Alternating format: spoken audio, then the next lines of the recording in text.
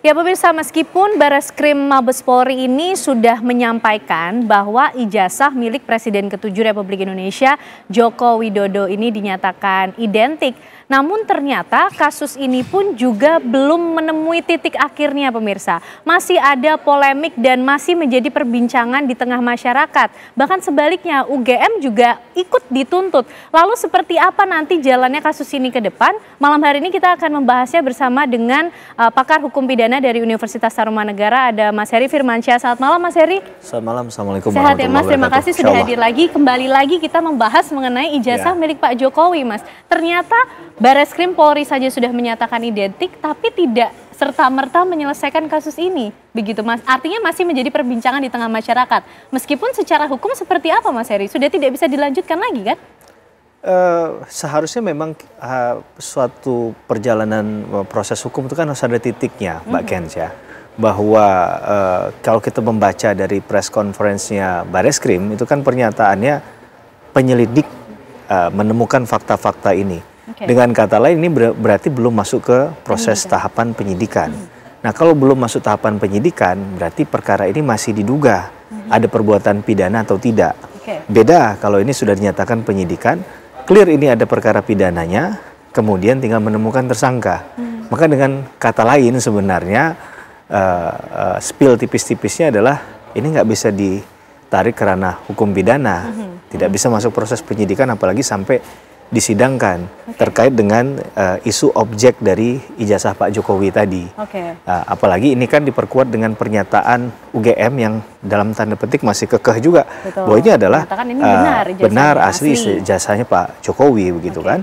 Maka dua hal tadi akan semakin membuat sulit kalau kita membacanya secara bijak dari pendekatan hukum murni ya. Pembuktian saja. Ini sudah mempersulit untuk proses ini naik ke tahap lebih lanjut, kecuali memang masih dibuka ruang untuk misalnya ada pembuktian dari pelapor dari sisi yang lain, misalnya apakah ada uji forensik versinya pelapor tadi, tapi tinggal di mana itu kemudian nanti dilakukan, karena ini kan baru sepihak dari pihak Bareskrim selaku pihak yang menerima laporan tadi ya, terkait dengan ijazah tadi. Tapi kalau untuk uji bukti lebih dalam, memang tidak ada hal lain selain ini harus dibawa ke ranah pengadilan, pembuktian begitu. Karena memang itulah mungkin satu-satunya cara, tetap pasti ada yang like or dislike terhadap putusan pengadilan di endingnya. Itu dalam setiap perkara hukum tidak bisa dihindari Mbak Kens. Tapi begini Mas Heri, ini mungkin juga pembelajaran ya, sekaligus edukasi untuk masyarakat. Ketika ini di proses penyelidikan saja, tadi sudah dikatakan seharusnya ini sudah tidak bisa lanjut lagi begitu. Tapi masih ada peluang untuk ini sampai ke pengadilan, itu prosedurnya atau prosesnya seperti apa? Mas Heri. Karena pasti ketika ada dua pihak yang saling melapor terhadap objek yang sama, satunya tidak bisa membuktikan, maka tentu ada kerugian yang nyata yang diterima oleh pihak yang lain. Maka dengan dasar itu mungkin terkait dengan laporan yang dilakukan oleh Pak Jokowi kan kalau saya tidak salah mencatat 310, 311 KUHP, kemudian ada 27A, 32, 35 Undang-Undang ITE. Dan bicara tentang umumnya pencemaran nama baik. Terhadap hal yang tidak bisa dibuktikan tentunya kita kaitkan dengan ini mendiskreditkan, kemudian mendegradasi nilai seseorang, yang itu mungkin dialami menurut versinya Pak Jokowi dan kuasa hukumnya, mereka derita. Nah maka ini secara nggak langsung kan memberi poin ke sana. Jadi pernyataan itu bisa dampaknya sangat tidak menguntungkan bagi Bang Roy Suryo dan kawan-kawan. Kecuali tadi saya katakan masih ada peluang terbuka untuk dalam tanda petik ya, uji lab ataupun uji forensik tandingan tadi, ya sehingga tadi ada kemungkinan saling membuktikan, tinggal nanti dilihat secara nilai keyakinannya. Tapi kan ini sudah masuk kewenangan di pihak kepolisian kan, sedangkan tadi kalau kita bicarakan di awal sudah disampaikan dengan terang benderang dengan penekanan kata penyelidik itu sudah clean and clear, belum masuk tahap penyidikan, berarti keyakinan dalam tanda petik keyakinannya pihak kepolisian ini masih belum bergeser dari ada tidaknya perbuatan pidana, masih dicari-cari perbuatan pidananya. Dengan di state bahwa ini identik dengan beberapa yang lain, ini setidak-tidaknya akan menggugurkan bahwa keyakinan Bang Roy Suryo dan kawan-kawan bahwa ini palsu adalah totally wrong gitu kan. Ini kan kita mengutip dari pernyataan itu yang kita analisa. Walaupun tadi saya katakan memang jalan terbaik dari kasus ini untuk menemukan endingnya adalah diuji di materi pokok perkaranya nanti. Sehingga tadi dihadirkan dari kedua belah pihak, masing-masing katakanlah ahli ataupun saksi yang mereka miliki. Sehingga kita bisa mengetahui secara lebih mendalam sebenarnya untuk uji forensik yang dilakukan itu tahapan apa saja yang sudah dilalui. Baik Mas Heri. Misalnya ada tanda tangan, apakah tanda tangan itu memang tanda tangan yang dikeluarkan yang sama dengan orang yang mengeluarkan tanda tangan itu semestinya. Karena ini kemudian yang coba diangkat oleh Roy Suryo dan juga teman-teman begitu kan. Mereka mempermasalahkan dan menyatakan bahwa Bareskrim, apa yang dilakukan oleh Bareskrim Polri, penyelidikannya ini tidak ilmiah, tidak objektif. Kemudian juga mereka meminta adanya gelar perkara khusus atau terbuka karena yang sudah berlangsung ini dianggap tidak transparan, Mas Heri. Iya, uji forensik itu memang menguji dua hal tadi, Mbak. Satu, masalah keilmiahan dan juga objektivitas. Sehingga dasar itu yang dipakai tentunya karena ini akan berpengaruh terhadap laporan yang dilakukan oleh Bang Roy Suryo dan kawan-kawan kan, maka dinaikin levelnya. Pengennya gelar perkara secara khusus misalnya atau terbuka. Padahal biasanya umumnya kan cukup hanya para pelapor, terlapor dan juga pihak penyidik itu dipanggil untuk kemudian diuji secara bersama apakah perkara ini layak atau tidak dengan dasar-dasar dimiliki oleh penyidik. Walaupun kadang bisa berbeda-beda dalam praktiknya ya. Ada yang misalnya dihadirkan hanya untuk mendengar saja, dia tidak punya kesempatan untuk berbicara. Padahal kan sebenarnya kalau kita bicara orang itu hadir bukan hanya untuk melihat kan, dia juga punya hak untuk menyampaikan. Tapi kadang ada keterbatasan itu juga dalam ranah praktik. Jadi posisi didorongnya ke gelar perkara ini kan untuk menaikkan atensi publiknya saja menurut saya. Tapi yang akan kita heran nanti adalah yang mana materi pokok perkara di persidangan, mana yang materi gelar pokok perkara. Ini yang menurut saya perlu dalam hukum acara pidana hati-hati kita melihat ini. Nah ini Mas, ini kira cukup membingungkan juga Mas Heri. Ketika kita bicara nih, kalau Mas Heri tadi bilang, ini ya sebaiknya diselesaikan di pengadilan gitu ya, di meja hijau. Tapi ketika kita bicara ini kan tindak pidana ya Mas yang masuk ini, harus ranah pidana, harus ada tersangkakah, terdakwakah sehingga menjadi beban pembuktian itu yang dibawa ke persidangan? Ya tentu ujung dari suatu perbuatan pidana kan ada yang bertanggung jawab, Pak. Ya, siapa yang kemudian coba memasukkankah betul. gitu? Sepakat.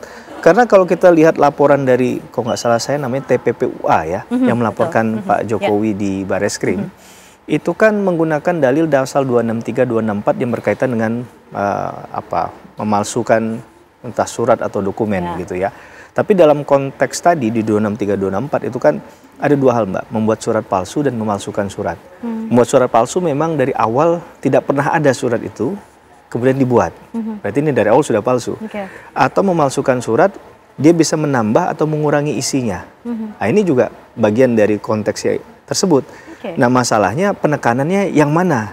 Apakah membuat surat palsu atau memalsukan surat? Kalau iya, siapa saja yang kemudian dilaporkan dalam kasus ini? Karena penting dalam kasus Bang Roy Suryo ini kan rentang waktu di antara dikeluarkannya atau diterbitkannya ijazah Pak Jokowi katakanlah tahun 85. Itu kan berarti kalau mau ditarik ke belakang dengan hukum kausalitas sebab akibat, banyak orang yang diduga ini, Mbak, patut diduga kalau memang ini naik ke perkara pidana. Apakah kejadiannya dari tahun 80 sudah dibuat ijazahnya atau pada saat ijazah itu dikeluarkan, atau memang ada keterlibatan juga setelah dari tahun 85. Nah, ini kan juga harus di periodisasinya harus diperhatikan. Yang paling mungkin memang rentang waktu antara masuknya Pak Jokowi dengan dikeluarkannya ijazah tadi. Berarti kalau kita persempit mungkin kalau masuk kuliahnya 80 sampai 85. Ini asumsinya Pak Jokowi betul-betul menempuh pendidikan di UGM. Maka kalau memang ini mengerucut pada kebenaran material, itu kan yang dicari. Bahwa misalnya ya tadi mereka yang terlibat dengan Pak Jokowi dalam kehidupan sosial, misalnya apakah sebagai teman-teman kos ataupun teman kuliah, ataupun adakah bukti-bukti pendukung lain misalnya. Kalau kita kan dulu kalau wisuda itu ada dapat buku wisuda, ya apakah ada tercatat di sana juga, itu juga sebenarnya bisa dalam konteks membuktikan juga bisa dilakukan. Tapi tentunya dalam hal ini kalau memang Roy Suryo dan kawan-kawan ini percaya bahwa memang ada katakanlah pemalsuan surat tadi, maka kan ada pihak-pihak yang mungkin terlibat. Tidak mungkin hanya satu orang misalnya, maka ada pasal 55 di sana. Nah ini yang menurut saya perlu untuk ditegaskan, siapa kira-kira orang yang patut diduga tadi dalam konteks. Dan itu ranah kepolisian, Mas Heri? Saya rasa penetapan terdakwanya itu tadi. Tersangkanya tadi ya. Tersangkanya? Tentunya ini bagian dari kerja investigasi kan, penyidikan untuk menemukan siapa tersangkanya. Karena asumsinya kan membuat surat palsu dalam satu institusi yang resmi, yang formal itu kan rasa-rasanya tidak mungkin dilakukan seorang diri. Kalau memang itu terbukti berarti dugaannya ada orang dalam yang terlibat. Nah, pertanyaan besarnya siapa orang dalam yang terlibat tadi? Nah, itu yang perlu untuk dikumpulkan narasinya, dalilnya, kemudian bukti-buktinya sehingga mengkerucut pada nama-nama yang dimaksudkan nantinya dan di ujungnya akan ditetapkan menjadi tersangka. Karena bisa saja dalam suatu proses penyidikan tidak langsung diketemui nama tersangkanya, Mbak. Harus dicari, digali dulu. Sehingga pertanyaan misalnya ketika seorang menjadi ahli pidana dalam persidangan adalah apakah boleh dalam penyidikan itu nama tersangkanya dimunculkan di ujung, tidak di awal, tidak di tengah, atau memang harus di awal sudah ada nama tersangkanya. Ini kan satu proses. Kalau kita membaca dari proses penegakan hukumnya penyidik, pasti penyidik tidak akan memilih harus ditetapkan di awal. Karena itu akan menjadi beban yang berat bagi penyidik untuk melakukan hal itu, dan sangat mungkin ini melanggar keyakinan mereka tentang asas legalitas, mencederai asas legalitas bagi prinsip mereka bahwa tidak ada satu orang pun yang dapat lepas dari jeratan hukum. Ketika memang dia letakkan dari awal dan dia salah, berarti kan proses ini jadi salah terus nih dari belakang. Jadi sehingga potensi untuk menetapkan tersangka itu dalam ranah prakteknya bisa dipahami di ujungnya pun masih Mas Heri, bisa. menarik nih potensi penetapan tersangka. Siapa kemudian kira-kira pihak yang bisa atau berpotensi ditetapkan sebagai tersangka? Bisa dijawab nanti ya Mas Heri ya. Usai jeda pemirsa, kami kembali hadir untuk Anda. Baik pemirsa, kita akan kembali membahas mengenai kasus yang nampaknya belum menemui akhirnya, meskipun Bareskrim Mabes Polri ini sudah menyampaikan kepada publik hasil penyelidikan yang menyatakan ijazah milik Presiden ke-7 Republik Indonesia Joko Widodo ini identik atau asli. Mas Heri, kita bicara tadi soal potensi penetapan tersangka. Siapa yang kemudian bisa menjadi tersangka kalau kita bicara mengenai kasus dugaan kepemilikan ijazah palsu dari Presiden ke-7 Joko Widodo, Mas Heri? Ya, membaca kasus ini karena lapor-melapor harus satu helaan nafas tanpa koma, Mbak. Tanpa jeda, harus sampai titik. Dengan kata lain, apa yang terjadi di sini ada kausalitasnya. Hukum sebab akibatnya. Kalau sampai ternyata sudah dikatakan penyelidikan dan ternyata tahap objek tadi adalah asli atau katanya tadi adalah identik misalnya, maka 99% mungkin ya berarti orang yang melaporkan dengan dasar ijazah palsu, mau bilang membuat surat palsu, dokumen dan lain sebagainya, itu berarti tidak dapat mendapatkan porsi pembuktian yang memungkinkan untuk memenangkan perkara ataupun laporannya diterima, kira-kira begitu ya. Kalau menangkan perkara mungkin di ujungnya terlalu jauh, tapi laporannya diterima. Maka dalil tadi akan berkaitan dengan yang satunya lagi, bahwa ketika Pak Jokowi melaporkan orang tersebut dengan dasar yang bahwa ijazahnya berarti asli, berarti orang ini kan dianggap sudah mencemarkan. Kita kaitkan juga dengan pasal yang unsur yang disampaikan oleh Pak Jokowi ke pihak Bareskrim kan, maka Polda Metro Jaya tadi maka ini akan kemudian akan dikaitkan dengan di sana, maka unsur pencemaran nama baiknya terhadap objek yang sebenarnya asli tapi dikatakan palsu itu masuk di sana, kira-kira demikian gitu. Jadi ya ini saling kait-mengkait menurut saya. Saya juga berpikirnya kemarin kenapa tidak pernyataan tegas itu disampaikan saja oleh pihak Bareskrim, dan juga kemudian yang disayangkan adalah memang ini yang sulit ya. Mungkin di press conference itu bukan bagian dari semangat ataupun kewajiban hukum acara pidana. Tapi kan ini seakan-akan Bareskrim punya pandangan bahwa ini perlu untuk disampaikan ke publik.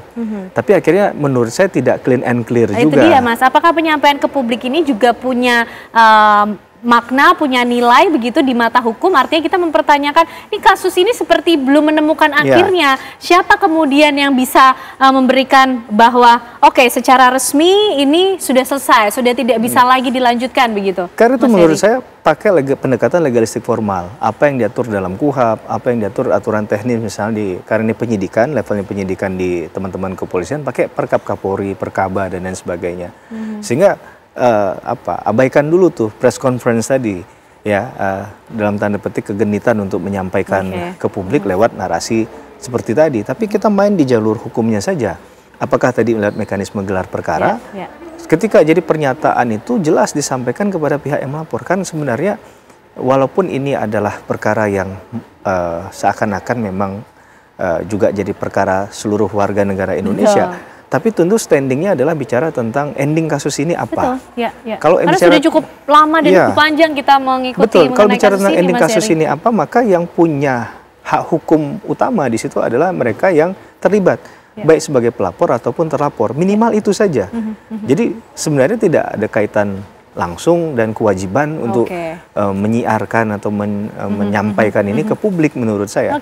Tapi dengan ketegasan, dengan ilmiah, objektivitas, dengan profesionalisme, ya apapun harus disampaikan terkait dengan objek yang sudah diperoleh oleh Bareskrim. Dengan mendasarkan itu kan berarti mereka memiliki keyakinan. Karena tidak mungkin pembuktian itu hanya mendasarkan keyakinan saja, Mbak. Maka yang harus dipastikan adalah benar nggak yang diuji dengan lab forensik itu ataupun metode apapun scientific crime investigation narasinya itu adalah benar-benar ijazah Pak Jokowi yang asli gitu. Nah, kalau itu bagiannya menurut saya sudah jelas berarti memang pendekatan yang dilakukan oleh pihak Bareskrim sudah tepat.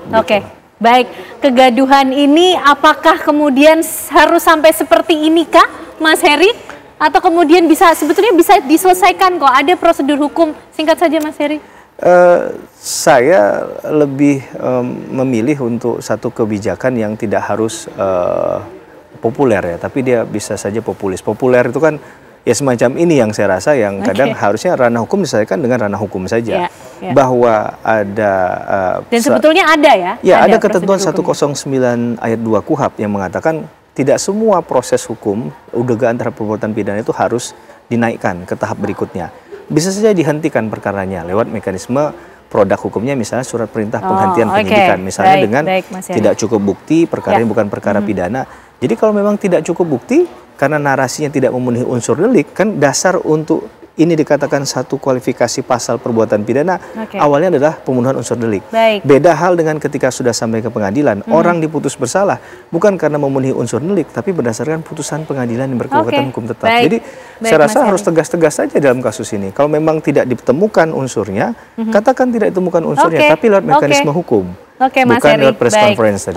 Baik, sebetulnya sudah ada prosedur hukum yang bisa menyelesaikan lah ya kegaduhan ini yang kemudian terjadi di tengah masyarakat. Tapi kita akan tunggulah nanti seperti apa sih akan bergulirnya dari kasus kepemilikan ijazah Presiden ke-7 Republik Indonesia Joko Widodo. Mas Heri, terima kasih malam hari ini sudah hadir di Apa Kabar Indonesia Malam. Sehat selalu, Mas.